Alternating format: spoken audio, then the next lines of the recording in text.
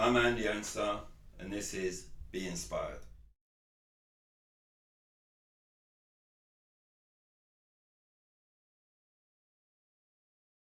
I think what got me into adverts really is a love of film and a love of TV. You know, as a kid, I was always a lead in school productions, so I'd love drama.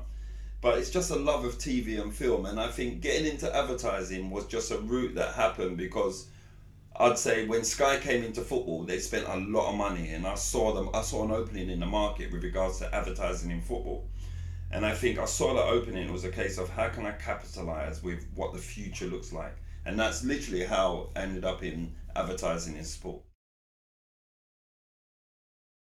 I think the choreographer route was key for me because just sitting in an edit suite is a nightmare for me. I can do it all day long. I can direct. I can edit. I can do it all day long, but I don't have a real passion for it. I don't love it. I'm an active person. I want to be out doing stuff. And I found myself, I could get the best of every part of this world. I can still get involved in editing.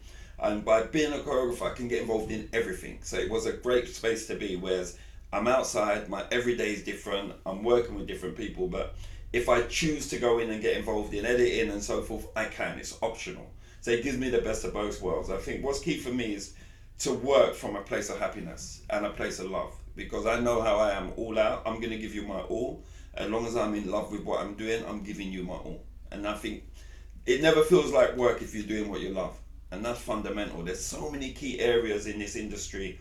And I think, especially for the kids to understand, the younger generation to understand, there's so many. Some people go into sound, some people are operating cameras, some people are directors, and then you got first AD, second AD, you got run. There's so many different avenues that people can go down. Even now, you got COVID marshals. It's a massive job now. I've got first ADs that have left their jobs to be COVID marshals on sets. But there's so many avenues for young people to go down, but they need to find something they love and go, this is what I'm going to do, and stick with it. Yeah, I mean, football's my first love. From as long as I can remember, all I wanted to do was be a professional footballer. And then I started at Charlton when I was 11. I signed for Charlton. I stayed there till I was my 17th birthday. I signed pro at Crystal Palace, travelling every day with Ian Wright. So you can imagine what that feeling was like. And we were both from the ends. So I was getting a bus from Lewisham to Brockley, link up Righty, and go to Mitcham to train at Palace. And that was like, to play professional football, I played up until I was 30 years old. So every day I was waking up to my dream. And people say to me now, oh, do you not miss it? Or, yeah, of course I miss playing football. Or they say things like, look at the money in football. And I say, it's not about money. I play football for love. I love the game. And every day, you know when you have a great dream and you wake up and it's gone? Yeah. I woke up in the same dream for nearly 15 years. I'm grateful. You know, sometimes, you know, you wake up, you're like, oh, was that dream? You're trying to... I was, every 15 years, I would wake up in that dream. So I'm blessed. I'm blessed to be able to do that. And I keep saying to people, count your blessings, not what you don't have, it's what you have. And money is money, money's money, but it's to be a kid and dream about being a footballer and then to fulfill that and to go nearly 15 years into that career. It was an amazing time, man. And I feel blessed. I feel blessed that I was able to do that. Listen, Wrighty's a legend. You know what? I remember, I'll give you a story about Wrighty. When we was at Palace, I got sent off one game against Swindon in the youth team. And on a Monday, I came into training with Wrighty and I told him I got sent off. And then when I got in, and the gaffer was, Steve Copper was the manager of the first team. It was a reserve game. No, youth team I got sent off with. And I got, someone, the assistant manager said, oh, you got to go and see the manager. And I was like, here we go, because I got sent off on the Saturday.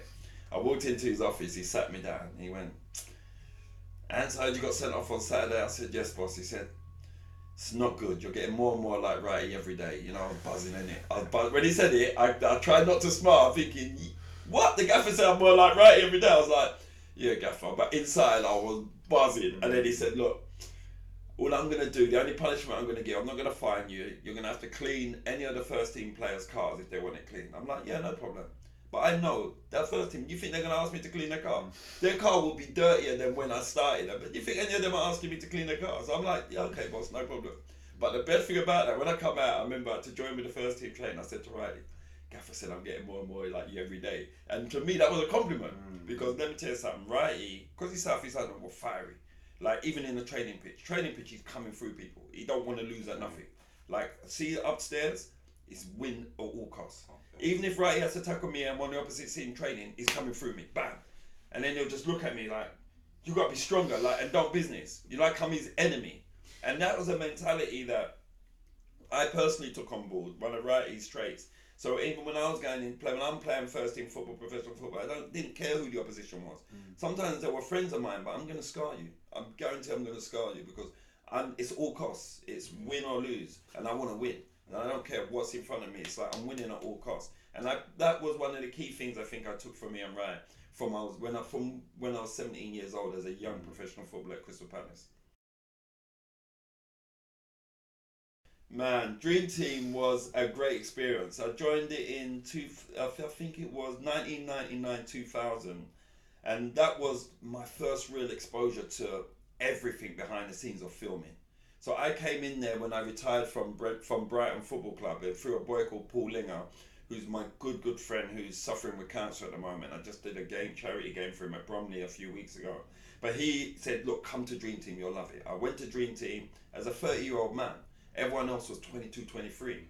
So I went in there, but I went in with an intention. I had a plan. I said, I want to see how this thing works. I went in, saw how it worked, and I was like, oh, so this is, and everyone would ask me questions, directors, everything. So I'm like, oh, so they don't really have the knowledge, although they're making a football drama. So I started to advise them and told them, oh, you should do this, this, this. And then the executive producer called me to her office. She said, look, and she said, I keep hearing your name from directors and first ADs that you're helping everyone on set. We'd like to make you a consultant on the show. I was like, that it was me. That was the first opening I had. From a consultant, I started to storytell. Then I started to help direct the football, choreograph the football. Then I used to cast that. So I ended up the producer of football on the whole show. But what I would do is I was in it to win it. I would go in there, because I was older, I'd have lunch with the directors and everyone. And listen. I'd write things down, go home, and I would be like, MCU. And I'd get home, look at my computer, oh, medium close up, that's what that is. Then take notes of the lenses they were changing. And I'd go home and just take notes and learn. I go, okay. And then it was self-taught through just listening and researching. And then before you know it, I'm able to direct the football scenes at Melbourne Football Club. I can call the cameras, I can call the lenses, I can do everything. And it was all because of I think it was a love and a passion. But one key thing about me, when we talk about how to inspire, is like, I like things done a certain way.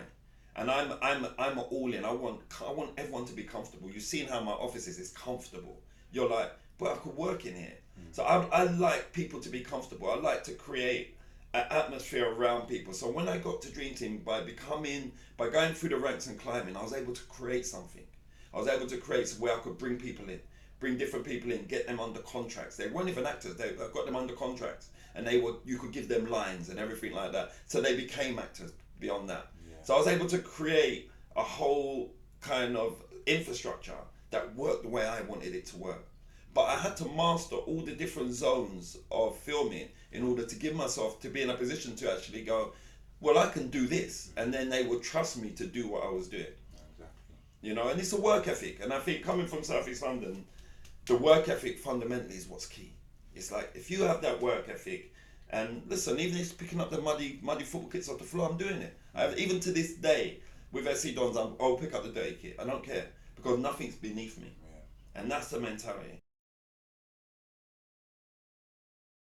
Man, let me tell you so Dream Team, like I said, was my love. And then when I got a call from America, and it was from Danny Cannon, and to go and sit down with him in the hotel, I remember I had a little moped that I would use because of the Blackwell Tunnel we used to film at 3 Mills and the traffic in the morning. I used to ride a moped to Dream Team.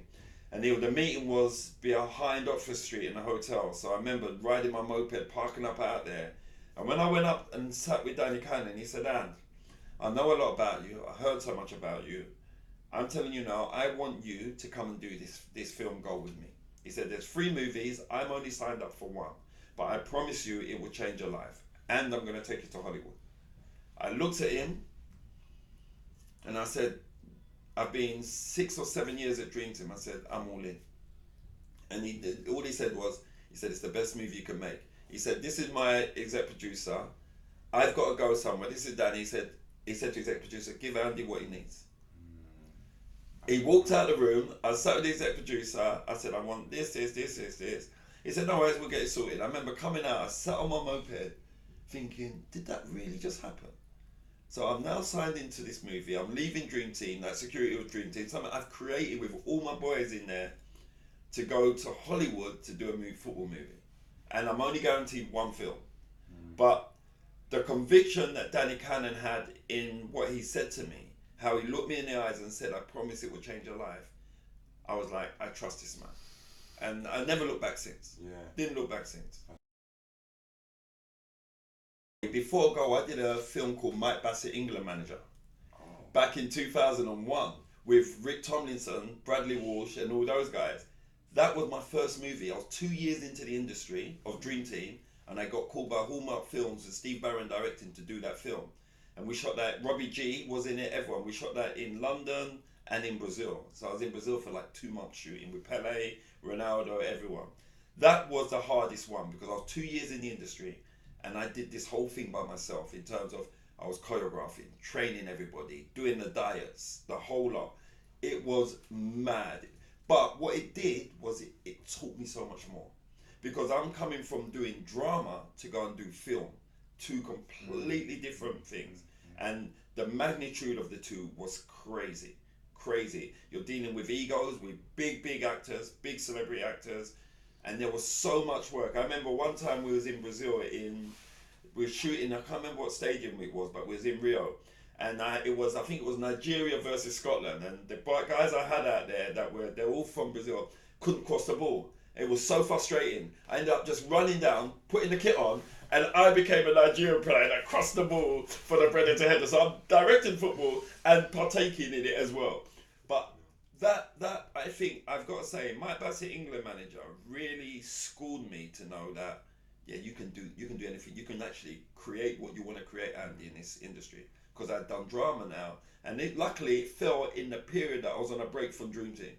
I could go and do a feature film like that, and I was like, to do those 2 things side by side, just gave me the schooling to go on and do anything. And it was from then when I went into do Goal, it was like, that's why I was able to give it. I was like, I'm going to commit to this. And it was only when I went to do Goal and I was in Hollywood and it was a mad time in Hollywood, man. I'm talking about I was hanging with people like Jason Statham, hanging with Neil Long, 50 Cent is sitting there, Heavy D, God bless his soul. Those kind of people. I was bopping with some people. It was just crazy, and it was like they wanted to know about me, I wanted to know about them. Jada Pinkett Smith. It was just a mad scenario. Eddie Murphy's former wife, all those people, and it was just a natural thing. It was a mad scenario. It was just kind of like. And then they're the people in America, they actually said to me one day, they said, what do you do? When I told them what I did, then they said, what do you earn? Which was really interesting. No Americans are forward like that. I told them what my wages were a week. They said, so you're telling me that you do all of those things and then the talent comes and you work with the talent and you only earn that? I was like, yeah. They said, you don't earn enough money. And that's a hard thing to take. But then what they did was explain my value, and they broke down my value. I came home and I created that. That's when I was like, I'm gonna make a business out of this. Created the business, and I remember I said, okay, I'm gonna change my rate. So the rate I was changing from was what I was earning a week on the movie feature film. I decided that was gonna be my day rate. I'm back in London now, and my money's low. I've got 3 kids and a wife. And then I get a phone call. I've never done a Nike commercial in my life. It's Nike. Hello Andy, it's Nike. We've heard about you. We've got a shoot with Arsenal Football Club. We've got 2-day shoot. We want to see if you're available. I said, yeah, I'm available. And Nike called you available. They said, what's your rate? I told them the rate. The guy said, oh, sorry, we can't afford that. And put the phone down. Inside, I was crying. But I was like, you know what you've been told? That's your value. You've got a value. 2 hours later, the phone rang. Hi Andy, it's me again. We found the money. We'd like you to be available to shoot tomorrow and the next day. Bam. You know, that same producer, employed me for nearly 4 years. Wow. And the rate, just so that you're aware, at that time, my cost of living, I only needed to work 3 days a month to cover everything and have money to put in the bank. That's all I needed to work, 3 days a month at that period of time in my life. Right. So America, the schooling of America, and that wasn't the industry, it was people who took time to talk to me to make me understand my worth. And that worth has paid dividends. I was able to build out and build what we have today, what I have today, and what other people have today because of that schooling of America. So Danny Cannon not only gave me an opportunity in film, he opened my eyes to the real world.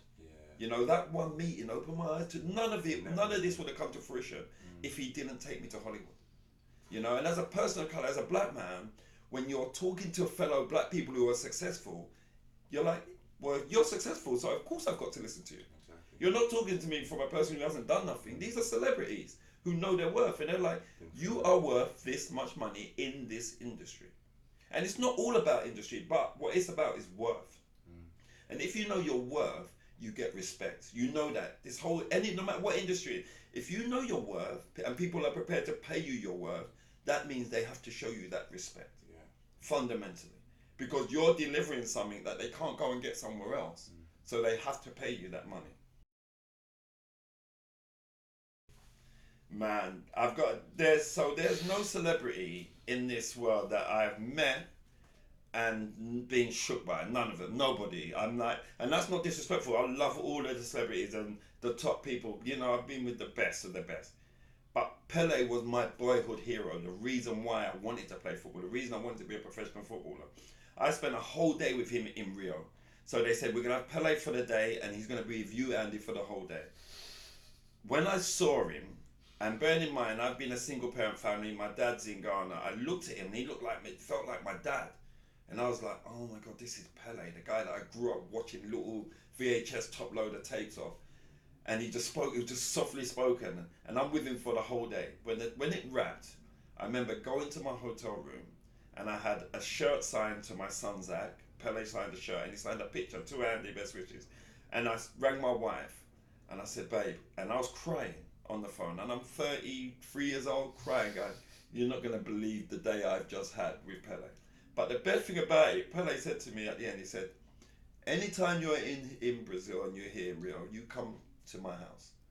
He said, I want you to make sure you come to my house. And I've never been to his house since, but for him to just say that made me know that I did the right thing for that day. But meeting him, when I say I was overwhelmed beyond belief, it took me the whole of that shoot to get over spending a day with Pele. And I still have, my son has a signed top, I have a signed picture with my name on it from Pele. Because this was the guy that made me play football. He is my hero. He's my hero. Anna He's a hero. And to be able to be with him side by side for not for a minute, for a whole day of shooting, even eating, sitting next to him to eat food, was crazy. Man, Tekkers, it's amazing. Tekkers, as a word, blew up. But what it was is, I used to use it with my son. When my son was younger, Zach, playing football, it was our code word. When I wanted him to do some skills and take on people, from the sideline, I'd just go, Tekkers, Zach, Tekkers, and he'll know that's when he's going to drop skills. And then when I was doing the show Wayne Rooney Street Striker with Wayne Rooney on Sky, and Soccer AM came to film us to talk about the show. And I was talking to Rocket, and he said, what are the talent like? I said, you know what? The guys are coming with unbelievable Tekkers. And I didn't clock, because everyone knows me, knows I use that word all the time. The following Saturday, I was filming at Crystal Palace, and Rocket messaged me saying, watch Soccer AM this morning. And when I watched it, I saw this whole segment. I was like, oh my God, they've made a segment out of it.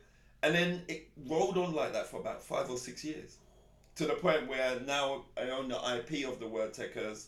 We brought out a clothing label, we've got more stuff that's going to come out. And it just took off, but it was mad because at the time people would drive and just call me Tekkers, like scream out the window, Tekkers. It's crazy, you know. That's what people would just scream. I was like, It just took off. It took off, and again, it's right place, right time. But you're grateful. I'm just grateful that like the word Tekkers is out there, and Soccer AM were able to make a whole segment out of it, and now I own the IP of the word, which is amazing. I think that there's a lot of people rush to be famous and want to be rich, but I think the most important thing is having that peace within yourself on your journey, because there's a lot of people we all can name some who have got loads of money but are unhappy, who are famous but are confined to their houses because haven't made a film, they haven't done that, so they don't want to go out, they feel like a failure. I'm very fortunate, and for me, I'm in a position where I want to be. I'm visibly invisible. So my work is visible to people. Billions of people have watched my work, but they don't know me. So I'm visibly invisible. And do you know what? I'm blessed. If I want to go in a pound shop, which I do to buy something, I don't care. I go in a pound shop. If I want McDonald's, I pull up in McDonald's. But I'm visibly invisible, and I don't want to be famous. I want to just be Andy Ansah. And I'm glad that people have watched my stuff. That's great. That's what I do because I love doing it. I don't do it for fame. That's why I call myself a choreographer. It means nothing. Otherwise, I'd be a football director. But I don't care about titles. I love the work. And I think fame is something that, for me, I don't want fame. I like people to just recognize my work. That's enough for me. But to be visibly invisible, I'm living the best of both worlds. I can go with the roughest of clothes, holes in my shoes. No one knows no different.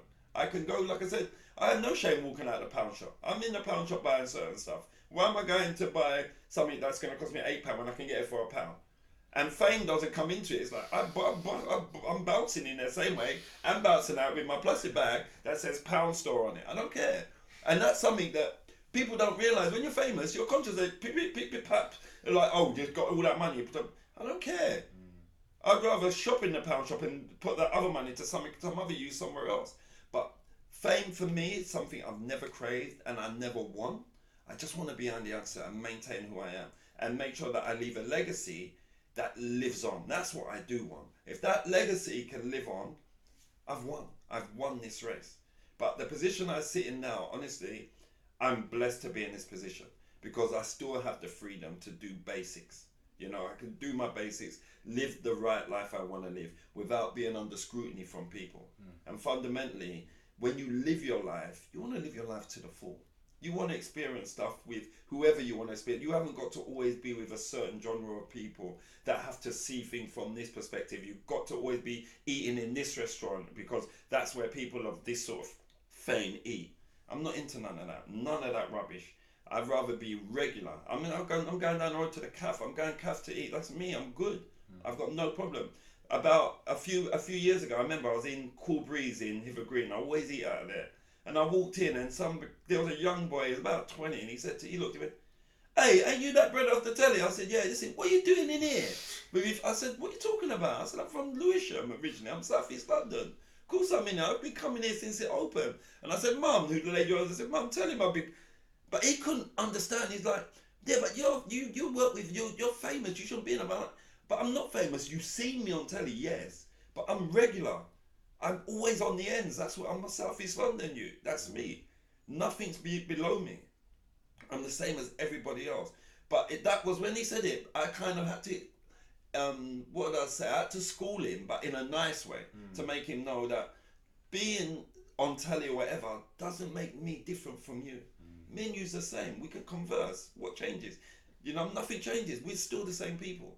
Exactly. And I think that's so important because we live a life on social where there's a cloud around certain people and some people put halos over themselves like they're higher than other people. It's like, no, we're all the same. We're all equal. And if people can help one another, the journey becomes a better journey. Because today might be my win, tomorrow's your win. Fundamentally, we all win. Exactly. Everybody wins. And that's what's important. And that's why I say to people, don't chase fame, chase happiness. I think the one message I would like to share with everybody is that be true to yourself and do not be scared to chase your dream. No matter how big it is or how small it is, chase your dream because happiness, when you work from a place of happiness, you can never do enough. You will work until the clouds are gone and the sun comes out and the moon comes out. You will work because you're working to something that you love to do. So I had experiences with people who have spoken to me, oh, I want to do this. And I'm like, do you love that? They say, no, but it's a way to make money. I'm like, chase something that you love. Do something that you love and don't let nobody knock you down from it because everything's achievable with hard work.